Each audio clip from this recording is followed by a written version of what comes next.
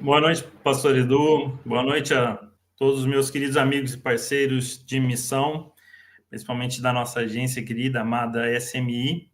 Boa noite aí para todos que estão participando online, galera do chat que está aí comentando, participando. Grande abraço para todos vocês. Bom, queridos, nós já estamos aí no terceiro e último dia da nossa conferência e posso dizer que foi uma grande bênção para mim ouvir os meus amigos e irmãos compartilharem as suas realidades, os seus desafios. E também posso dizer que eu fui grandemente abençoado por Deus, por ter essa oportunidade de ouvi-los e compreender mais um pouquinho dessa realidade da Europa, né? Porque nós estamos aqui na Espanha, mas é muito bom ouvir o pastor Diego, o pastor Gease, falando um pouquinho sobre as coisas que nós estamos sofrendo. Mas eu acredito que Deus ainda tem muito mais para falar aos nossos corações. Inclusive, ontem eu estava ouvindo o pastor Márcio falando do Canadá, coisas tão especiais, falando das oportunidades e da experiência que ele teve lá, também foi uma grande bênção para mim. E a verdade é essa, né, meus queridos, que nós estamos sempre recebendo mais de Deus, mais do que nós precisamos, porque Deus é bom e Ele é misericordioso e é Ele quem nos fortalece com a sua graça. Bom, primeiramente, queria dizer que é uma honra e um grande privilégio estar aqui, podendo ter essa oportunidade de compartilhar um pouquinho do que nós estamos vivendo, experimentando aqui na Espanha. E vocês estão vendo aí a fotinha da nossa família, uma foto mais atualizada. A começar aqui da esquerda, para mim, a esquerda aqui, né? A direita do mais feio para os mais bonitos, né? Você tem aí eu aqui, o José, o Thor, nosso querido e amado doguinho, a Ana e minha digníssima e amada esposa, Andréa. Queridos, nós aí tem um resumo aí mais ou menos da nossa família, né? Nós trabalhamos durante 20 anos como pastores de uma igreja em Campo Grande, fazendo parte da equipe pastoral, né? Nós também estamos aqui na Espanha há mais de 2 anos, né? Inicialmente chegamos em Barcelona, agora estamos em Astúrias, na cidade de Oviedo, já há 7 meses. E o nosso projeto é esse de revitalização e plantação de igrejas. E, bom, gente, eu posso dizer para vocês que quando nós estávamos orando e pensando sobre um tema, eu me lembro que pensamos assim que teria que ser algo relevante, não somente para uma conferência online, mas relevante para esse projeto que nós estamos vivendo, esse projeto que nós estamos iniciando, que é o Reaviva Europa. E uma das preocupações, eu creio que não era só minha, mas do pastor Edu e de todos que estão aqui, é mostrar um pouquinho mais, de uma forma mais clara, qual é esse contexto do evangelho na Europa, na Espanha aqui, e como a gente poderia enxergar essa expansão do reino de Deus a partir do continente europeu. E é por isso que eu acredito que essa conferência é tão relevante para o que nós estamos vivendo hoje.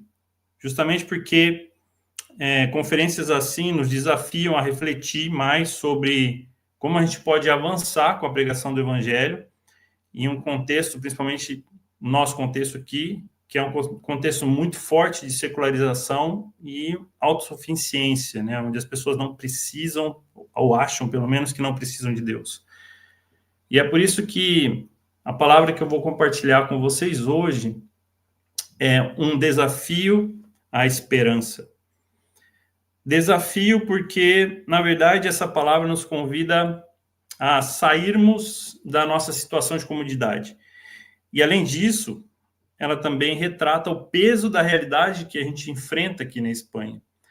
E esperança, porque a nossa maior esperança está em nosso Deus, nosso Senhor, sempre. Na verdade, o primeiro obstáculo, ou o primeiro desafio que a gente precisa superar é o de acreditar que ainda há esperança para a Europa, ainda há esperança para a Espanha, e que sim, existem muitas oportunidades de testemunhar o amor de Jesus de diversas formas, utilizando os nossos dons e talentos, trabalhando, tanto como uma profissão. E falando um pouquinho mais sobre essa esperança, eu gostaria de ler um texto que está em Romanos 15, versículo 13, se o pastor Edu puder colocar para mim aí na tela. Romanos 15, 13 diz o seguinte, deixa eu passar aqui, que Deus, a fonte de esperança, os encha inteiramente de alegria e paz, em vista da fé que vocês depositam nele, de modo que vocês transbordem de esperança, pelo poder do Espírito Santo. Então, no contexto geral, a gente poderia dizer que esse texto é uma oração de bênção de Paulo para os cristãos romanos, tanto judeus quanto gentios, né? Pedindo para que o Deus da esperança os enchesse de alegria, de paz, através da fé, e para que eles pudessem ter uma esperança abundante através do Espírito Santo de Deus. Inclusive, o pastor William comentou uma frase muito legal no primeiro devocional que nós tivemos, no primeiro dia, e eu até comentei isso com ele, né? Eu falei, cara, que legal essa frase, eu vou guardar essa frase para mim. O Espírito Santo é um equipamento obrigatório na vida do crente. E é o que esse texto está dizendo. Em outras palavras, o apóstolo Paulo está falando também sobre a origem divina da esperança, da alegria e da paz, que não depende das circunstâncias, mas sim do poder transformador do Espírito Santo e da nossa total confiança em Deus. E é isso que nós mais precisamos quando falamos sobre a realidade da Europa e mais especificamente da realidade aqui na Espanha.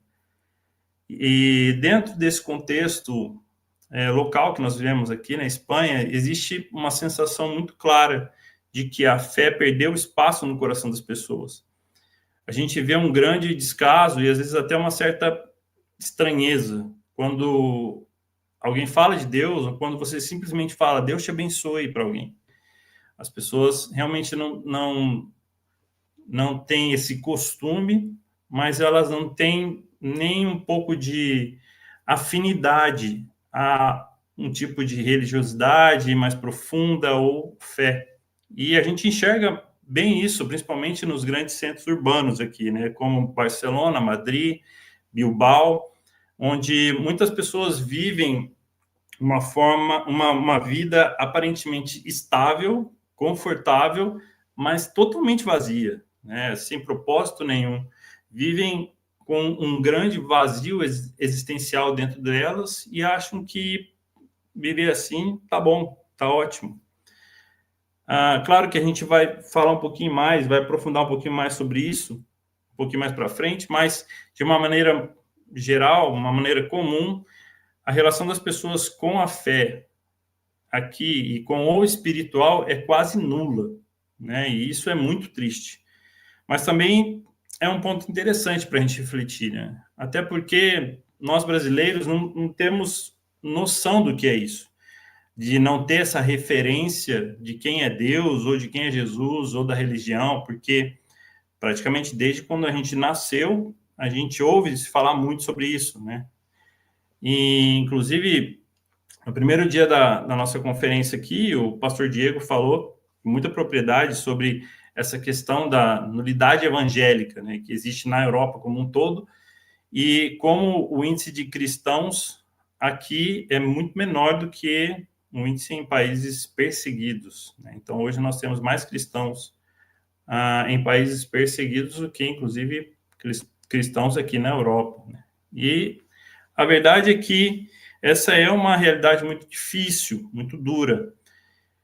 E eu creio que Deus quer renovar em nós essa esperança missionária, né? Essa esperança que não nasce de uma circunstância difícil, dura, mas uma esperança que vem através de uma total confiança em Deus, né? Então, eu creio que a gente pode começar falando um pouquinho e explanando mais um pouquinho, né, sobre essas dificuldades. Então, eu vou trazer aqui para vocês como é a realidade do que nós estamos vivendo aqui na Espanha durante este tempo. E por que o avanço do evangelho aqui é tão complicado, né? É tão difícil? Antes de mais nada, antes da gente entrar mais profundamente nesse assunto, eu queria dar um panorama geral para vocês sobre o que é a Espanha, né? A Espanha é um país que tem aproximadamente 500 mil quilômetros quadrados, e esse tamanho não é um tamanho grande, né? É um tamanho pequeno, perto do Brasil, é minúsculo, né? Então, a Espanha em si, como país, é do tamanho de um estado brasileiro, né? É menor do que Bahia, menor do que Minas Gerais. A Espanha tem atualmente uma população de mais ou menos 50 milhões de habitantes, segundo o Instituto Nacional de Estatísticas. Possui 17 comunidades autônomas, e quando a gente fala de comunidade autônoma, são autônomas mesmo. São completamente diferentes em cultura, a sua forma de governo é diferente, costumes são diferentes, e algumas comunidades até possuem um próprio idioma, né? Tem o seu idioma oficial, além do espanhol castelhano. Dentro dessas 17 comunidades existem 8.000 e praticamente 8.100 e alguma coisa municípios, entre cidades e capitais e pueblos também. E é interessante que a relação entre o número de igrejas e a população, né, em teoria aqui, que é o que que é o que importa para a gente, na verdade, né, é mais ou menos de 10.500 pessoas para cada igreja. Então, existe uma estimativa hoje de que a Espanha tem 4.760 igrejas evangélicas, mas são igrejas evangélicas de todos os tipos, né? E em todos os níveis de estado, de circunstâncias, né? Então, esse número de igrejas também não é um número real, praticamente. Então, gente, para se ter uma ideia, só dessa comparação, né? No Brasil, aí, de acordo com o IBGE, só o estado de Minas Gerais tem 60 mil igrejas evangélicas para uma população de 21 milhões de pessoas. Então, a gente vê que é uma coisa que não tem como comparar, né? É uma diferença muito gritante. E às vezes, a própria igreja brasileira não tem uma noção disso, né? Além de todas essas diferenças que a gente já falou, né? As comunidades autônomas aqui têm algumas têm seu próprio idioma, como a Catalunha, que se fala o catalão, tem o País Basco, que se fala euskera, Galícia, que fala o galego, e até Astúrias aqui, que tem um próprio idioma, que é o bable, mas não é muito falado, somente com os mais idosos, os mais antigos. E todas essas comunidades, inclusive essas que têm seu idioma oficial, elas lutam para manter suas raízes e suas culturas fortes. E isso acaba gerando uma espécie de briga entre o país em si e as comunidades autônomas, né? E cada uma tem, claro, um grande esforço, né? Isso gera um grande esforço deles como comunidade para manter essa cultura. E isso tem trazido, de uma certa forma, uma grande divisão dentro do país. E se parar para pensar, né, gente, a gente tem um país como a Espanha, que é um país consideravelmente pequeno, mas um país que está totalmente dividido. Apesar disso, a Espanha também é um país muito rico, com uma expectativa de vida de mais de 90 anos, e tem um povo que prioriza viver bem e envelhecer bem, né? Inclusive, quando a gente sai aqui para caminhar pelo centro da cidade, a gente vai numa cafeteria, você vai no mercado, você vê muitos idosos vivendo de forma independente e muito ativos também. Então, aqui eles valorizam muito isso também, né? Diante desses dados todos, eu gostaria de elencar rapidamente alguns fatores que corroboram para que esse cenário de frieza espiritual e frieza religiosa, né, esse cenário de secularismo aconteça e continue crescendo aqui na Espanha. Bom, em primeiro lugar, a Espanha sofre hoje uma secularização, né, e a gente já falou sobre isso, né, nesses 2 dias, e é uma secularização muito profunda, né? Eu sei que tanto o Diego quanto o Geazi falaram disso nos outros dias, e eu posso dizer que Portugal, França e Espanha, né, são os países considerados cristãos. E o que seria isso? É um país que deixou, onde a fé deixou de ser a referência na vida pública e até mesmo referência na vida familiar. Aqui muitas pessoas se identificam como não religiosos, né, agnósticos ou até ateus práticos, né, de acordo com o Instituto Nacional de Estatísticas, cerca de 43% da população espanhola se classifica dessa maneira, né? Eles se portam dessa maneira em relação à religião. Claro que ainda existe toda uma questão de uma herança cultural, histórica, cristã, que é visível no país todo, né? Quando a gente vem para a Espanha, a gente fica maravilhado com as igrejas, com os monumentos, com a tradição do país. Tudo isso é uma herança cristã que ainda existe, ainda está aqui no meio de nós. Mas hoje a Espanha funciona como uma democracia secular, ou seja, aqui existe muito bem a separação entre o Estado e a Igreja. E ainda existe uma grande discrepância das pessoas que dizem ter uma vida religiosa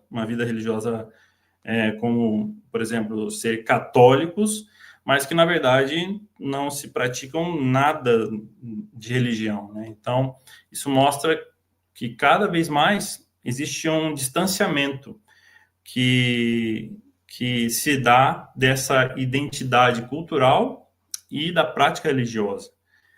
E ainda dentro dessa mesma realidade de secularismo, tem 2 coisas muito interessantes que são mais específicas aqui de onde nós estamos, Astúrias. Eu fiz uma pesquisa rápida aqui para tentar descobrir isso e encontrei um site que se chama Joshua Project. E esse site fez uma pesquisa em Astúrias e eles elencam que o índice de cristãos evangélicos dentro da Astúrias varia entre 0,1% a 2%, dependendo da região da Astúrias mesmo, aqui dentro da Astúrias. E esse índice é um índice muito baixo, porque é um índice que chega próximo aí a alguns países como Coreia do Norte, Arábia Saudita, Irã, até Afeganistão. E para você ter uma ideia, aqui as pessoas, elas dizem que ser asturiano é praticamente ser católico, é quase a mesma coisa.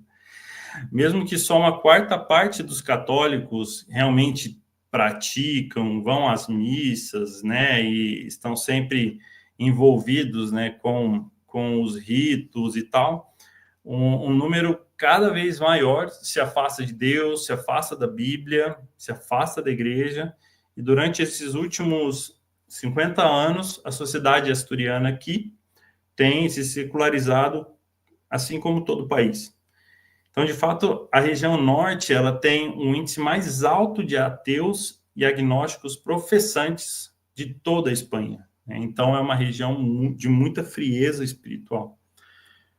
Claro que todo esse secularismo, ele gera algumas consequências que acabam influenciando em algumas áreas fundamentais da sociedade, como a área da educação, a área da qualidade de vida, da economia, outras áreas também, né?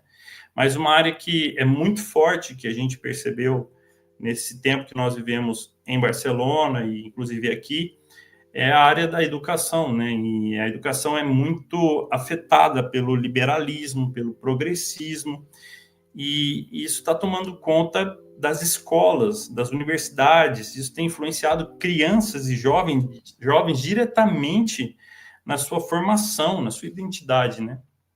Um exemplo disso, que nós tivemos uma experiência, né, de vivenciar um pouco disso em Barcelona,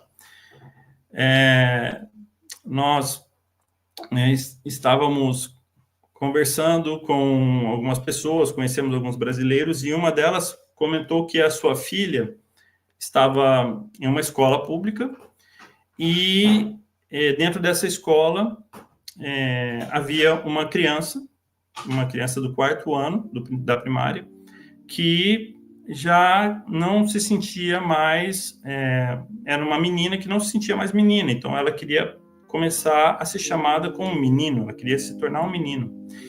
E dentro da escola eles chamaram um conselho, né? Em Barcelona existe um conselho LGBTQIA+, que vai nas escolas para explicar como vai ser essa transição da identidade de gênero para uma criança. Então, e ela falou isso para nós um pouco assim assustada, né? E nós também ficamos um pouco assustados com isso. Mas é uma realidade que realmente existe, inclusive em Barcelona, e a gente teve conhecimento de que existe agora uma escola para crianças que ensina as crianças a serem um travesti, ensina como ser um travesti. E então esse progressismo, esse liberalismo é algo que contamina muito essa área da educação e afeta diretamente as crianças.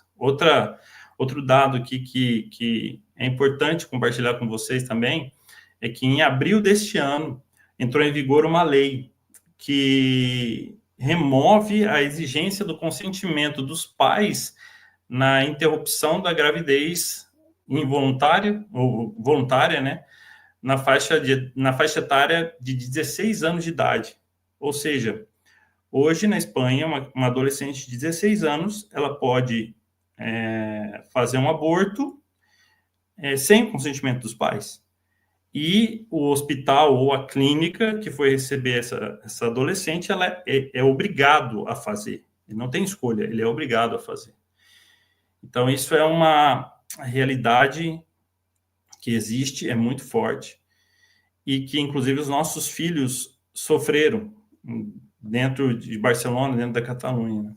A Ana, por exemplo, eu lembro que nos primeiros dias que ela foi para a escola, logo que ela chegou, ela foi abordada, isso ela contando para nós depois, né, que foi abordada pelas suas colegas que perguntavam para ela qual que era o gênero dela, qual que era a identidade de gênero dela.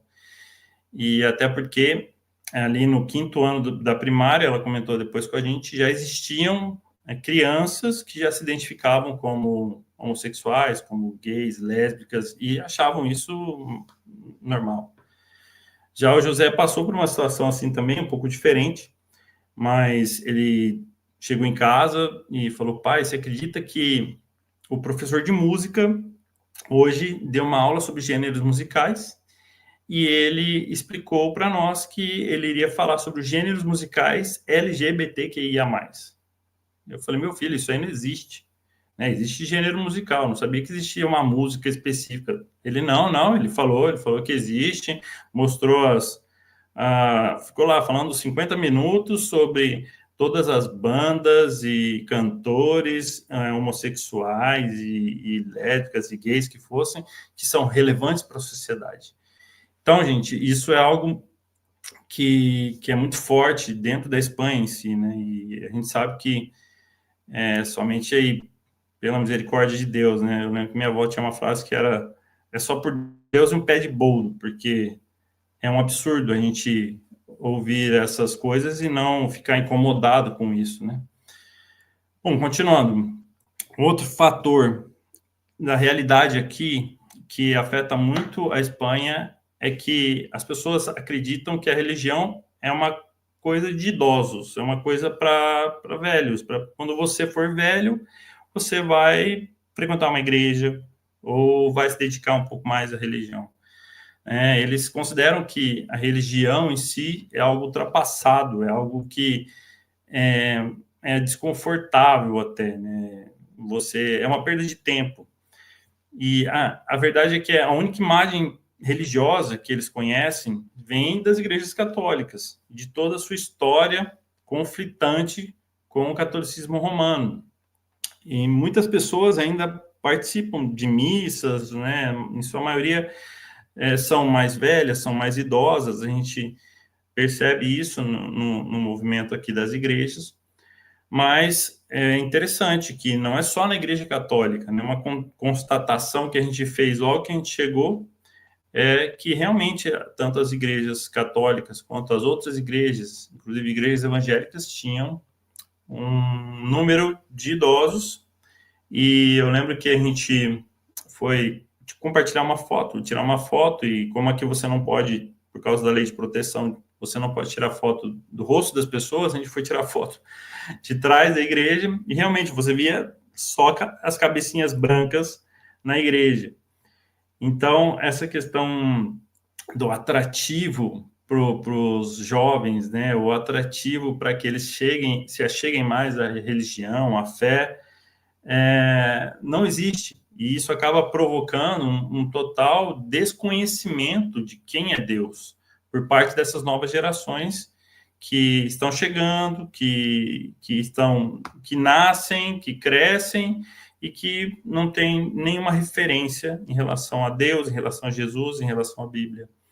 Uma outra situação que aconteceu com o José, nosso filho, ele ia participar de um passeio na escola e ele falou: pai, falou com o André, falou comigo, eu queria saber se eu podia levar a Bíblia no passeio, porque eu queria ler a Bíblia enquanto eu estivesse ali no ônibus, ali no trajeto. Ele falou: não, filho, tudo bem, você pode levar.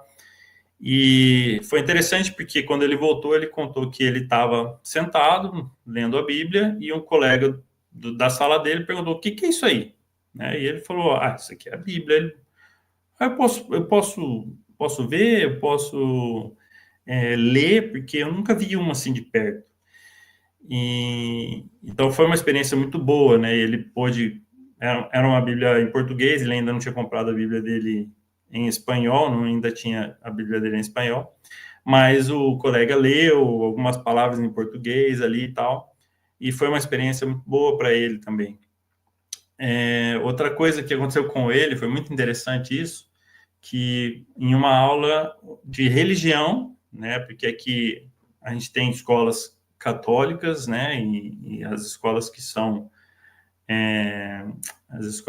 concertadas, e numa aula de religião, o professor perguntou quem tinha uma Bíblia em casa, e ele levantou a mão, eu creio mais um colega somente, e ele levantou a mão e o professor falou: mas você lê a Bíblia? Ele falou: leio.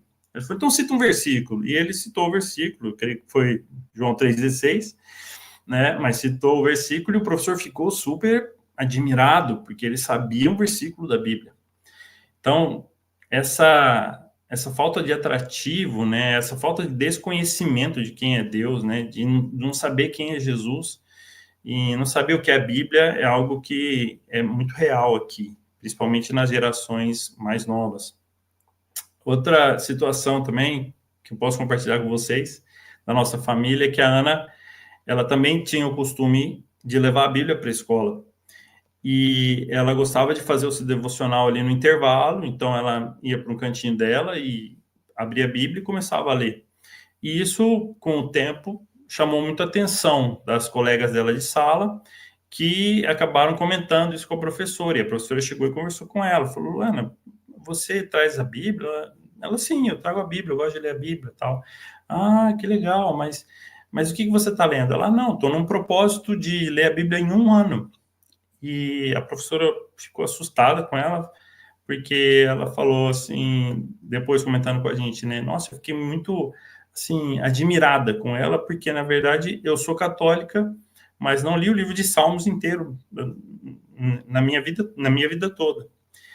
Então, não são só as gerações mais novas, mas inclusive os adultos, os mais velhos, os professores, inclusive dentro de religiões, de instituições religiosas, não tem esse valor, não tem esse costume, né?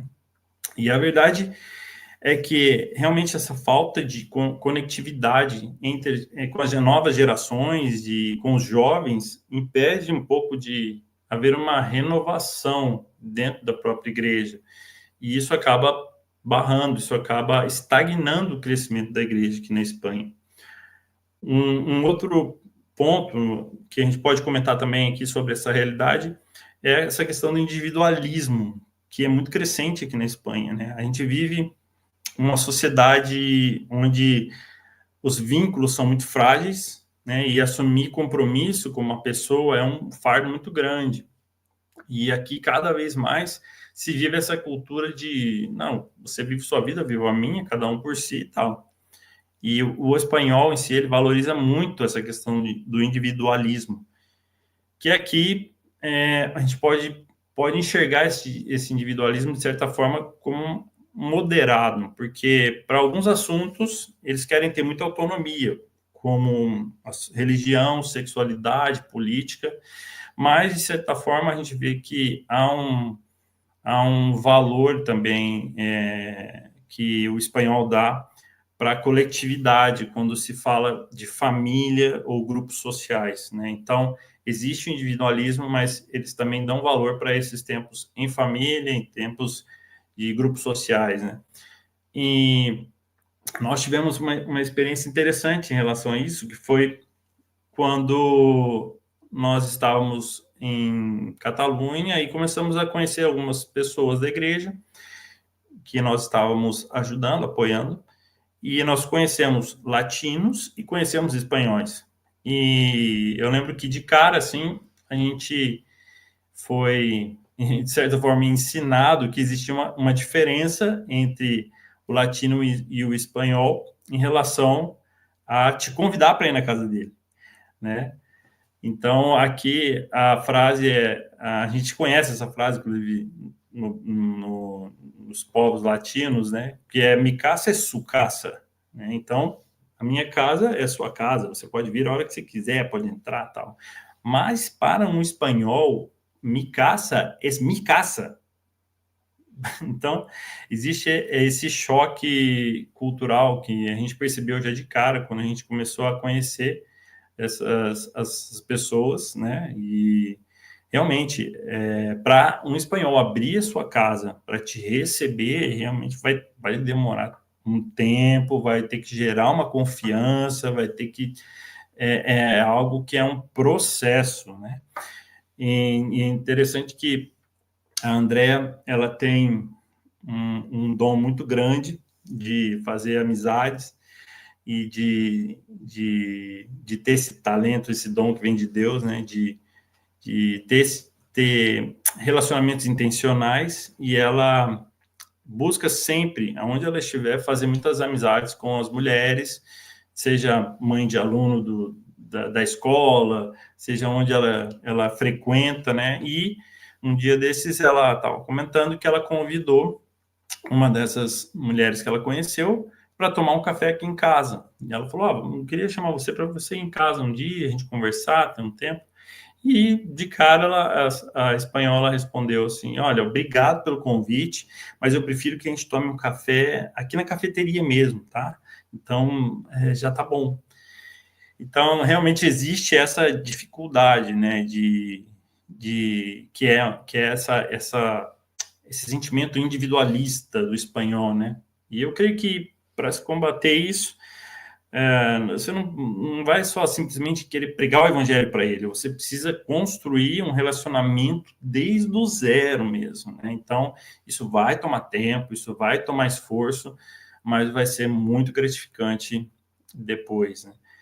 Bom, a outra realidade que a gente também tem aqui na Espanha é que as igrejas evangélicas não têm uma representatividade e elas não exercem uma grande relevância dentro da sociedade. Claro que a Espanha em si é um país que tem liberdade religiosa, que está respaldado pela Constituição, mas nesses últimos anos a gente percebeu, inclusive em alguns estudos, que há um crescimento de igrejas aqui, de novas igrejas evangélicas, de diversas denominações que estão vindo para cá, que estão crescendo, mas esse crescimento, esse fortalecimento, essa consolidação das igrejas é muito mais lento, é muito mais difícil. E se a gente parar para pensar num histórico temporal, né, a gente, depois da pandemia, então, muitas igrejas fecharam suas portas. E mesmo algumas, depois de muitos anos, depois da pandemia, né, depois desses anos todos, ainda estão em processo de restauração.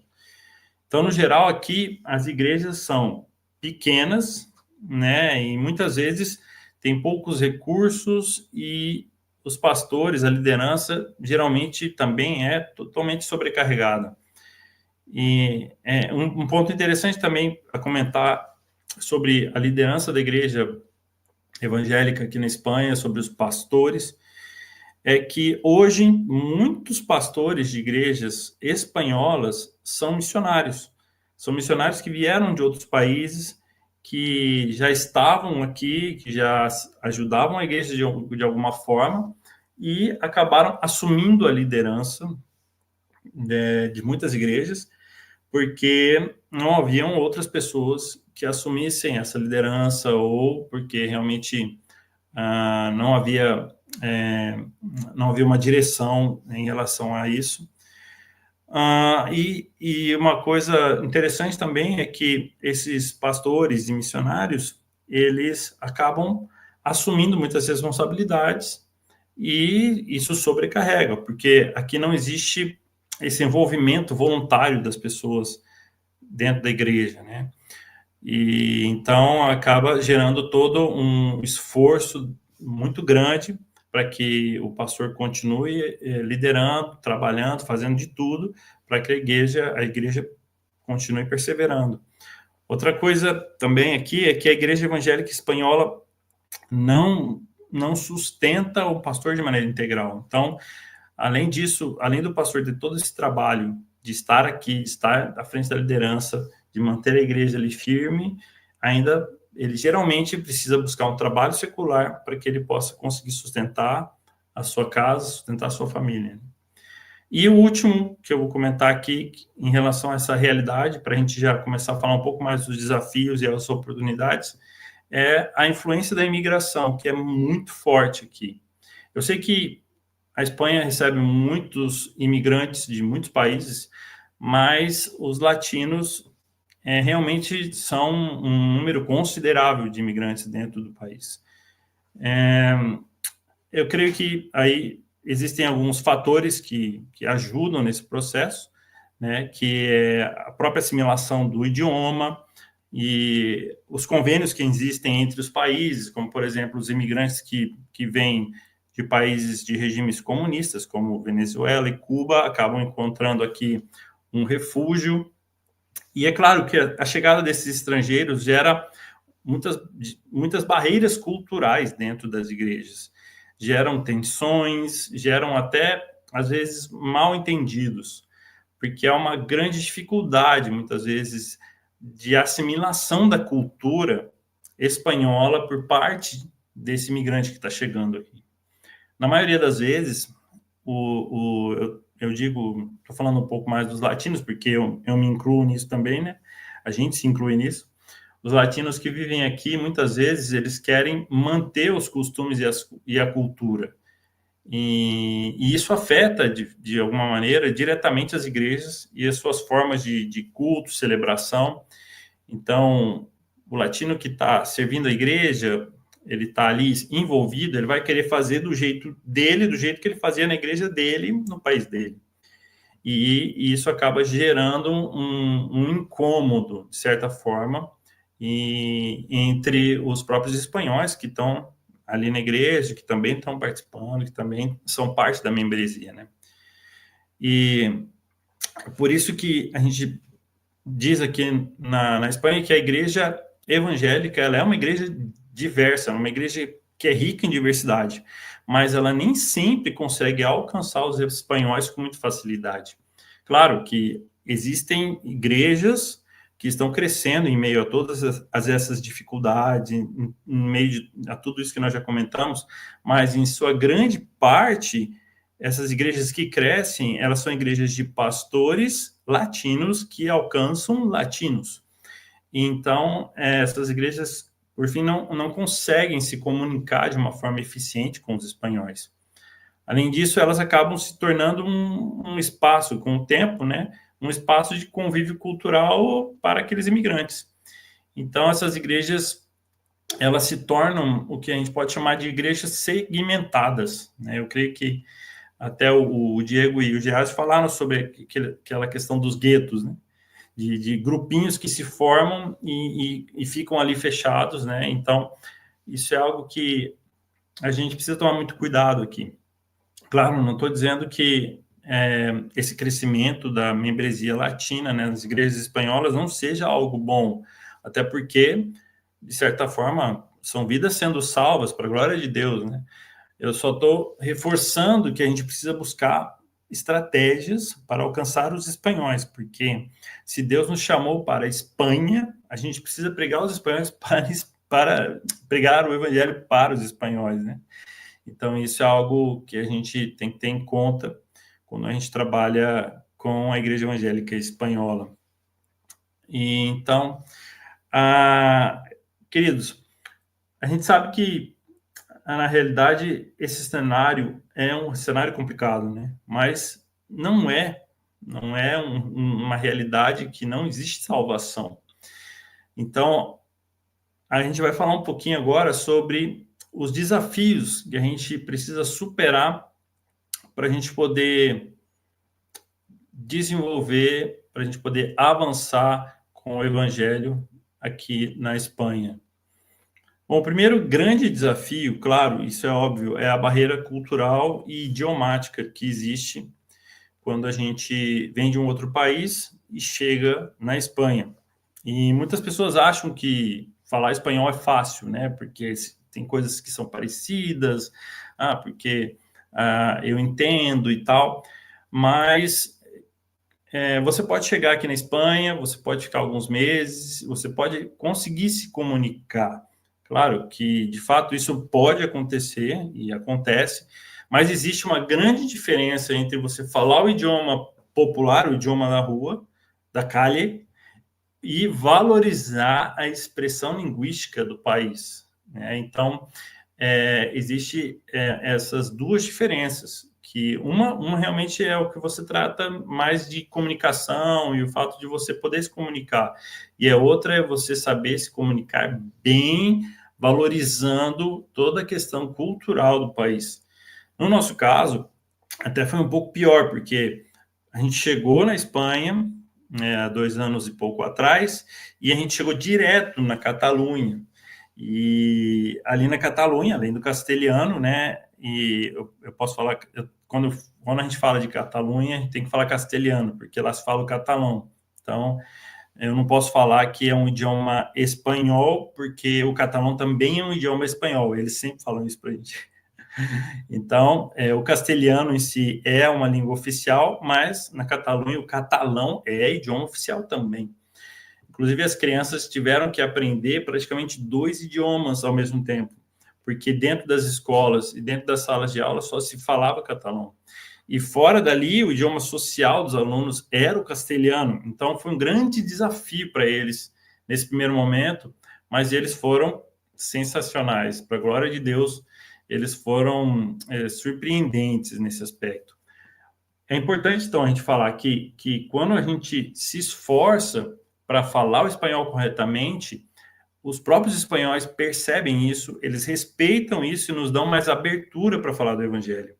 Então, se você quiser vir para a Espanha, se Deus está tocando no teu coração, você precisa pensar nisso, você precisa valorizar isso, né? Estudar espanhol, falar bem o castelhano, e você vai ver que é muito diferente a forma como eles vão te receber também, né?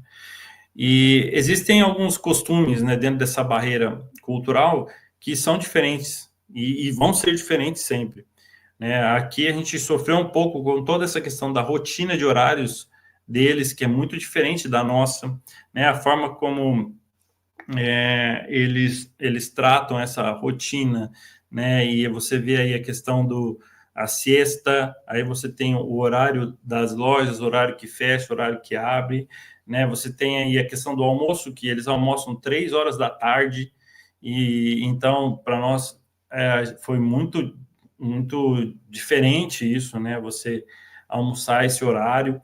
Então, assim, são coisinhas que a gente pode dizer que são coisas pequenas, mas que ao longo de um tempo isso faz muita diferença, e isso pode criar dentro do nosso sentimento aí, da nossa identidade cultural, uma barreira para não conseguir realmente se aprofundar mais como um espanhol vive, como um espanhol fala e etc, né?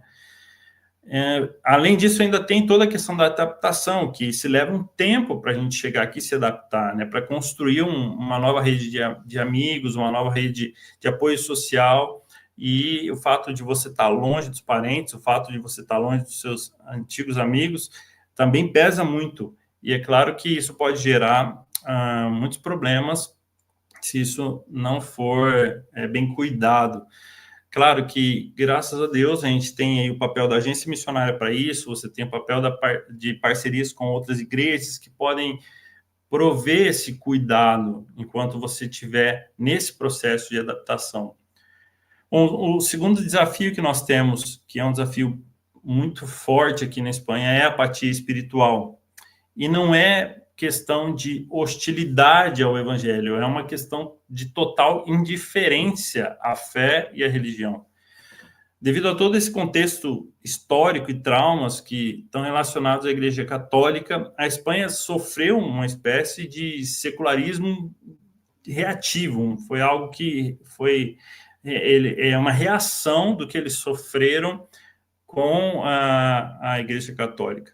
Na verdade, isso explica muito até porque o espanhol tem essa resistência ao Evangelho, né? E na verdade a gente entende que existe também uma batalha espiritual que existe em relação a isso, né? Mas só para contextualizar rapidamente o que seria esse trauma histórico, né, que a Espanha sofreu durante a Guerra Civil de 1936, a religião aqui foi usada como uma arma política.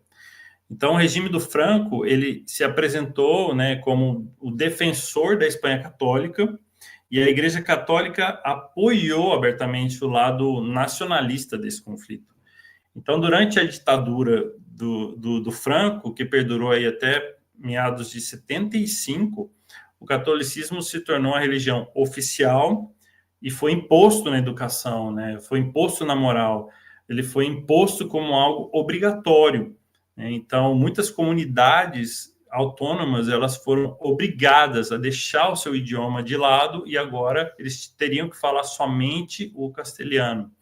Até por isso, muitas gerações que passaram, elas começaram a associar a religião com autoritarismo, com repressão, com falta de liberdade. E depois, quando a democracia chegou, mais tarde, a sociedade reagiu lembrando desses traumas, lembrando do que tinha acontecido e fazendo essa associação da religião, da instituição religiosa, e isso gerou toda essa questão da desconfiança que o espanhol tem com a própria instituição religiosa, né? Então, não é algo simples, é algo que é guardado, é algo que é uma fissura que foi feita na vida das pessoas, né? Então, há muitas famílias aqui que existem, que guardam essa mágoa da Igreja Católica, que guardam essa mágoa da repressão e passam essa mágoa de geração em geração. Então, por isso que o Evangelho encontra uma resistência aqui, não é por causa de Cristo em si, mas é por causa de todas essas feridas históricas, né? A gente teve a oportunidade de conhecer um catalão que nos contou que os seus avós passaram durante a ditadura por esse tempo do franquismo e foram humilhados, torturados, eles perderam casa, eles foram reprimidos, não podiam falar sua própria língua e tiveram que praticamente anular toda a sua cultura, né? E depois, agora de 3 gerações, né, ele explicou para nós que ainda tem esse sentimento de dor que reside na família deles, né? Então, isso é algo muito forte e é algo que a gente não pode olhar simplesmente para a Espanha e não lembrar que existe todo esse fundo histórico, esse transfundo histórico também. O terceiro desafio, que a gente pode chamar aqui, é o secularismo afetivo, né? A gente falou do secularismo reativo, mas tem o secularismo afetivo também, que é quando as pessoas rejeitam Deus por argumentos racionais, né? Ou seja, elas simplesmente não sentem necessidade de Deus. Para os espanhóis a vida parece funcionar bem sem Deus, né? Ou pelo menos ali na superfície, né? Claro que existem alguns fatores que a gente pode citar aqui, como a segurança, né, material, a sensação de autossuficiência, o estilo de vida confortável, porque aqui você tem serviços sociais que funcionam, a saúde pública acessível, uma educação gratuita, uma certa estabilidade política, né, empregos estáveis e etc, etc. Mas essa indiferença religiosa, esse secularismo afetivo, ele não vem dessa questão histórica em si, né, como reativo. Ele vem dessa questão existencial, né, da pessoa. Então, depois de décadas e décadas dessa instabilidade de democrática, social, econômica, muitos espanhóis passaram a viver dentro dessa mentalidade de que, bom, se tudo está bem, por que eu vou precisar de Deus? Né? Se eu tenho uma vida boa, por que eu preciso de Deus? E aqui entra um pouco da questão do nosso discurso, né? A gente não pode levar o discurso para um lado positivista ou levar esse discurso, o nosso discurso, para um lado de prosperidade, porque isso realmente não funciona aqui, nunca vai funcionar, né? O que a gente precisa realmente é mostrar que mesmo o espanhol tendo tudo, mesmo ele tendo tudo, ele não tem nada se ele não tiver o amor de Deus. Então, realmente, isso é algo a ser trabalhado, isso é algo a ser desenvolvido, isso é algo que leva tempo, mas é um desafio muito grande a ser ultrapassado. O quarto desafio é o cristianismo distorcido. Muitos espanhóis acham que só conhecem o cristianismo, mas, na verdade, eles só conhecem um cristianismo por uma caricatura do que ele foi, por uma ferida histórica, por uma tradição que ele cumpre que chega até a ser vazia, né? Ou seja, eles ouviram da religião, mas eles não ouviram o evangelho.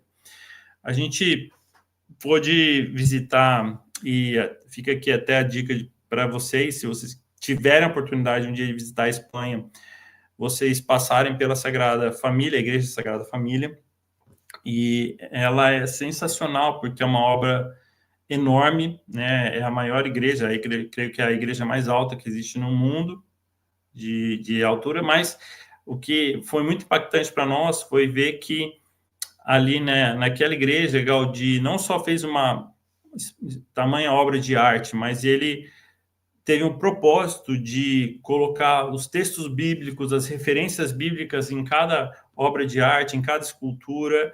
Então, é uma Bíblia feita em pedras. Então, esse é algo que quando um cristão, quando você entra, você percebe, mas geralmente as pessoas que vão visitar a Sagrada Família, elas só tiram foto, vê, olha como é lindo, como é maravilhoso, mas não entendem esse propósito que realmente existia, né, de transmitir o evangelho, né? Então, Gaudí tinha esse propósito também, né, mas as pessoas realmente não se dão conta disso.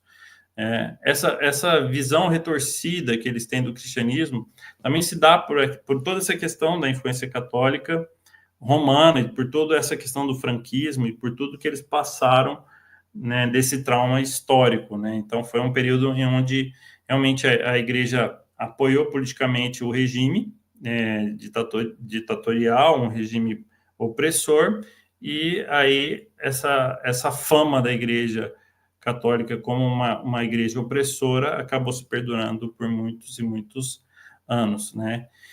E é exatamente por isso que existe uma desconfiança profunda do espanhol com toda essa questão da religião, né? E essa desconfiança ela precisa ser curada, e essa cura vai exigir paciência, ela vai exigir amor, né? Então, isso vai levar tempo, e às vezes vai levar muito tempo. E a gente precisa mudar esse rótulo, né, do que o cristianismo deixou para trás e mudar essa mentalidade das pessoas em relação ao que é o cristianismo. E é exatamente por isso que eu creio que a gente precisa lembrar a todos que querem e que venham trabalhar aqui na Europa ou que seja na Espanha, que o ritmo vai ser mais lento e as sementes vão demorar muito mais para frutificar, né?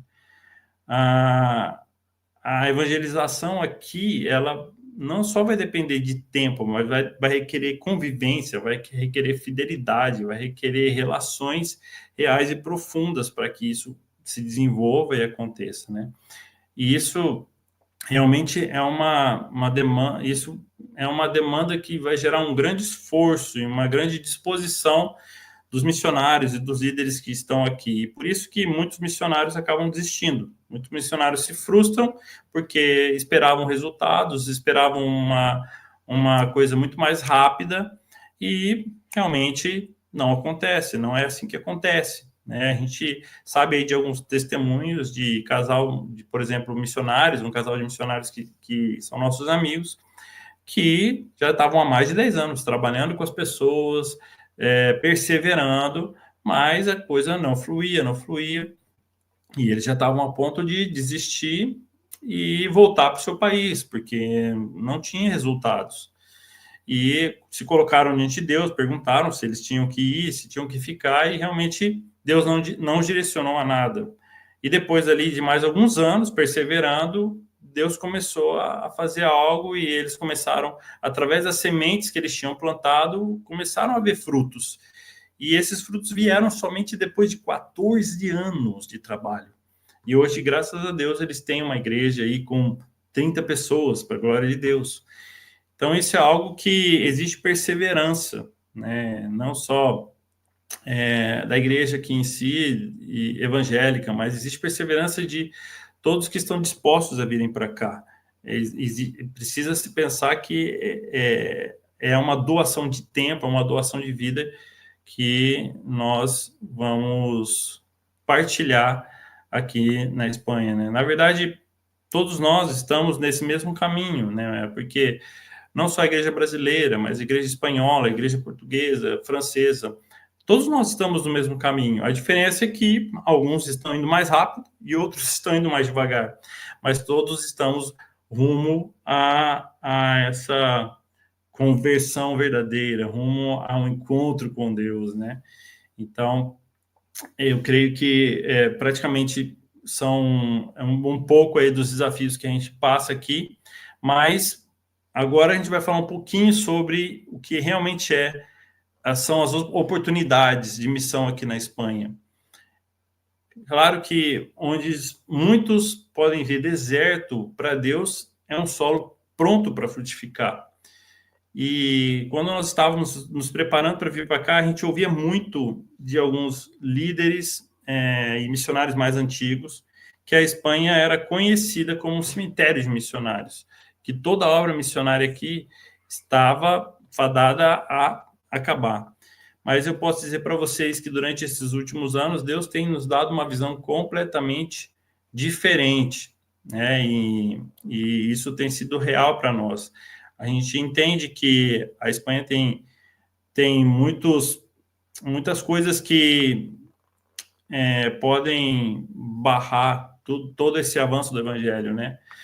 Como altos índices de suicídio, altos índices de vício em drogas, álcool, casa de apostas, né? Mas toda essa questão, juntamente com a falta de estrutura familiar, elas afetam diretamente essa busca por propósito e sentido na vida dos espanhóis. E é aí que entra a diferença, né, da gente buscar esse propósito e buscar esse direcionamento de Deus para alcançar a vida deles. A verdade é que esse secularismo, ele não tirou a sede das pessoas de buscar a Deus, ele somente direcionou com que essas pessoas buscassem isso em outras coisas. Então, eu creio que a gente pode citar alguns tipos de oportunidades aqui que vocês podem aproveitar e virem para a Espanha e trabalharem aqui junto com a gente, né? Bom, a primeira oportunidade que nós temos aqui, que eu creio que é a mais forte, é a de evangelização por relacionamentos e testemunho. Então, o evangelho, ele precisa entrar pela amizade aqui na Espanha. As pessoas, elas não querem ser convencidas de que o evangelho salva, né, de que Jesus salva. Elas querem ser conhecidas, elas querem ser ouvidas, elas querem alguém para confiar.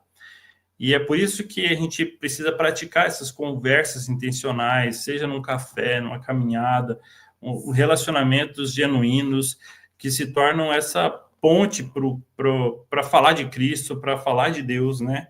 Então,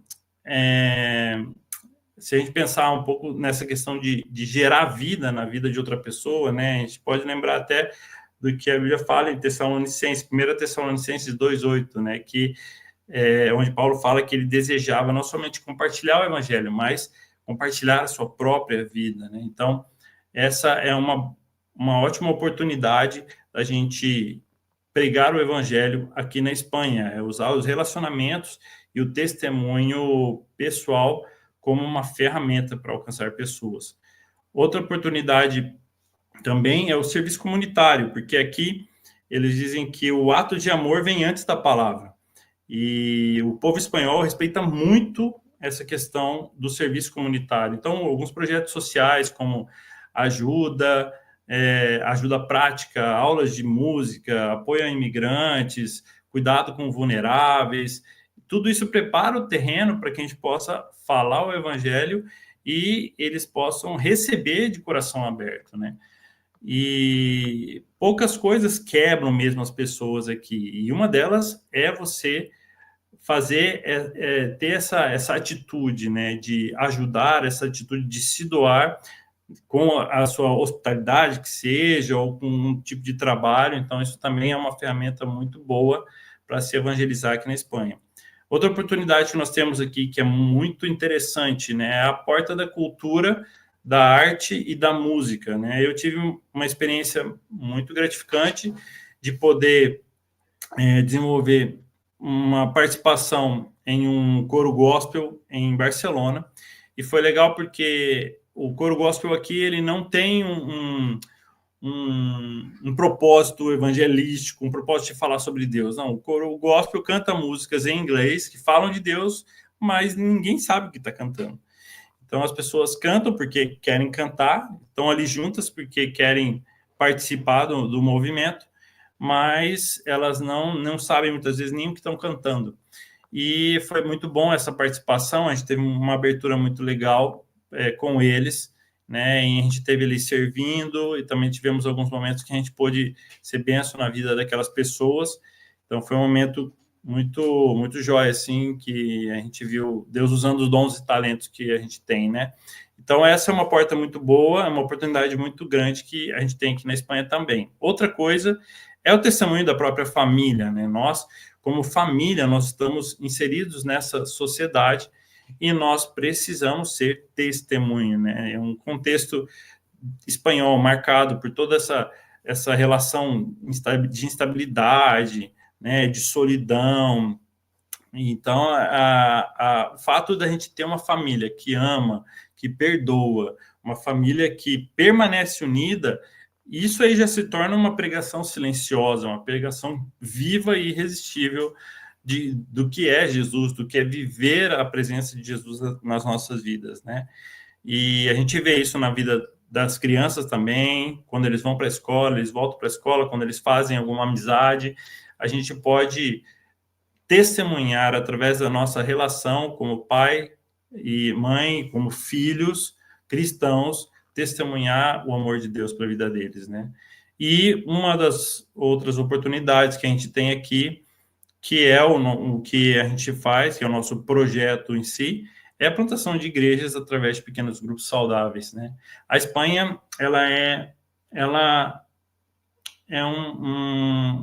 um campo fértil para receber grupos pequenos, porque aqui as comunidades elas são menores, as famílias acabam sendo mais acolhedoras para isso, e as igrejas que trabalham com isso também estão conseguindo alcançar pouco a pouco alguns povoados que não têm praticamente nenhuma presença evangélica e cristã. E a gente entende que esses pequenos grupos, eles podem ser usados por Deus aí de uma forma multicultural, como essa ponte missionária também, né? Então, as pessoas, elas podem vir, elas podem participar e podem sentir esse amor através da vida de outras pessoas. Então, agora, partindo aqui, eu sei que o meu tempo já passou aí, pastor Edu, mas só para concluir rapidamente, né, aqui o desafio é grande, mas a esperança é muito maior. Então, queridos irmãos, irmãs, quando a gente olha para tudo isso, olha para todos esses desafios, essas dores, olha para essa secularização, para a apatia que existe aqui, a gente poderia facilmente pensar que o terreno é duro demais, que os frutos são poucos, são pequenos, a obra é lenta, e realmente é verdade. Mas, à luz da palavra de Deus e à luz do que nós temos vivido nesses anos, eu posso afirmar com plena convicção para vocês que a esperança sempre é maior do que qualquer desafio. E eu sei que a gente pode pensar que essa secularização ela pode ter afetado muitas pessoas, mas elas continuam buscando sentido. A secularização ela não matou a sede que as pessoas têm de buscar um propósito, de buscar um sentido na vida. Então, o coração humano ele continua clamando por vida, propósito, amor e pertencimento. E isso a gente sabe que só Jesus pode oferecer. E eu sei que Deus está levantando uma nova geração aí de semeadores, de homens e mulheres que querem plantar com lágrimas, mas sabem que vão colher com alegria. De semeadores que não têm pressa, mas que têm perseverança, que entendem que o evangelho não se impõe, mas se encarna, né? Que compreendem que a missão acontece na mesa, na amizade, no café, na escuta, no abraço, na paciência, na esperança que transborda do Espírito Santo. E é isso aí, meus irmãos. Que Deus abençoe vocês. E fica aí o desafio, né? E que se Deus quiser aí, a gente possa estar juntos trabalhando nessa missão durante muitos anos aí. Que Deus nos dê essa graça e essa misericórdia, em nome de Jesus. Perdão, pastor, ter estourado aí o tempo. Não, que é isso. Mas ainda dá tempo de você responder uma perguntinha. Eu não tenho uma dúvida. Tempos atrás, eu tinha informação, não sei se isso é verídico, se prevalece ainda, a quantidade do espiritismo na Espanha. Porque quando a gente pensa na religião, o kardecismo, espiritismo, parece que acontece muito mais na região brasileira, em algumas regiões, e a gente nunca pensa isso em nível de Europa, né? Por exemplo, o dia que o Giazzi falou, eu falei que uma grande um volume de religiosos na França são os testemunhos de Jeová, né? Então, eu queria saber se vocês têm conhecimento, como é que está esse movimento do espiritismo na Espanha. Não, realmente, pastor, aqui na Astúrias em si, a gente não viu nenhum tipo de movimento dentro dessa religião, né? E o tempo que a gente ficou em Barcelona também, a gente, como trabalhou com esse apoio diretamente às igrejas, a gente não viu, assim, de forma expressiva, algum tipo de movimento, né? Então... Ok. Possivelmente acontece mais nas capitais, exato. Madrid. Ok, bom, as pessoas que certamente assistiram e vão assistir, porque toda a conferência vai ser, além de ficar no YouTube, elas também vão estar editadas no site da nossa missão e muitos irão assistir depois, né? O próprio vídeo do YouTube ele vai ser reeditado, né, com informações, tudo. E aqueles que desejarem, né, que Deus está, como diz o William, né, na nossa devocional, atendendo a ordem de Deus e não apenas um chamado, porque o chamado você já tem, é a ordem de Deus. Mas se for especificamente para a Espanha, entre em contato com a nossa organização, com a SMI. O site é bem simples, smi.org.br, e nós vamos conectar vocês com o pastor Luiz, se o que Deus está falando no seu coração for Espanha, né? De fato, às vezes a gente pensa, eu vou para a Espanha que é mais fácil a língua, né? Eu já falo português, dou uma enrolada aí no meu portunhol e vou ser uma bênção lá. Vai ser uma bênção, sim, com certeza, mas você tem que aprender a língua. Tem como fugir. Exatamente, né? Já no Brasil, que é uma língua só, a gente, conforme a região, a gente já faz tanta confusão, imagina você indo para uma outra cultura. Mas verdade. Então, entre em contato, nós vamos colocar vocês em contato com o pastor Luiz, porque, de fato, nós estamos precisando de missionários para a Europa. França, nós vimos a grande realidade de Portugal, todos esses países, menos de 2% de evangélicos, de cristãos. Então, se você tem esse chamado, fale com a gente e nós vamos te ajudar, em parceria com a sua igreja, a chegar no campo. Deus abençoe, pastor Luiz, você e família. Nós vamos ter um breve intervalo, de 5 minutinhos, apenas você dar um pulo no banheiro, tomar uma água. Voltaremos com hoje um testemunho do Paraguai. Nossa irmã irá falar em Guarani um pouquinho e depois vai dar o testemunho em português. Então, fique com a gente volta em alguns minutinhos. Deus abençoe. Amém.